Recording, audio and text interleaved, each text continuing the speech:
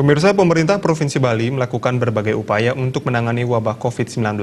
Salah satunya adalah memfokuskan penanganan pasien COVID-19 di RSPTN Universitas Udayana mulai 7 April 2020. Oleh karena itu, dalam memenuhi segala hal yang diperlukan, Dewan Bali telah menyisir anggaran sebesar 18 miliar rupiah.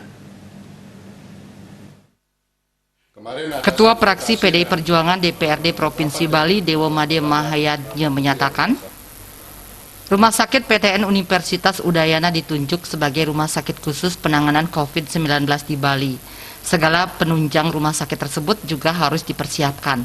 Untuk itu DPRD Bali sudah menyisir dana sementara sebesar 18 miliar rupiah.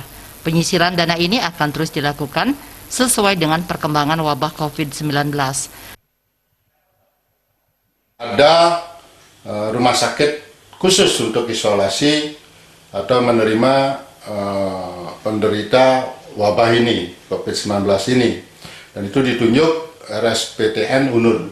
Nah, ketika kita berbicara sekarang rumah sakit itu kita tunjuk, kita tidak bisa hanya menyediakan rumah sakit, tentu ada alat kesehatan, ada medisnya, ada dokternya, dan segala macam. Nah itu kemarin atas konsultasi dan rapat mendadak, rapat kecil yang dilaksanakan, dana yang dibutuhkan itu dari Dewan Perwakilan Rakyat sendiri, ya, dari Kesekwanan, itu kami sudah menyisir sebesar 18 miliar untuk sementara, dan tentu penyisiran ini terus berlangsung sampai waktu yang tidak terbatas dan jumlah tidak terbatas untuk menangani COVID-19 ini sampai selesai.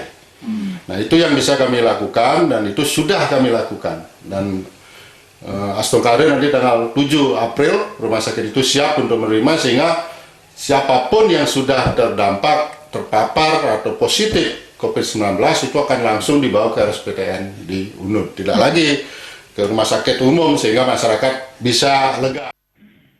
Mulai 7 April 2020, Rumah Sakit PTN Universitas Udayana akan dijadikan tempat secara terfokus untuk menangani pasien COVID-19. Dengan demikian, masyarakat yang ingin berobat ke rumah sakit umum tidak perlu khawatir. Desak Aryani, Bali TV.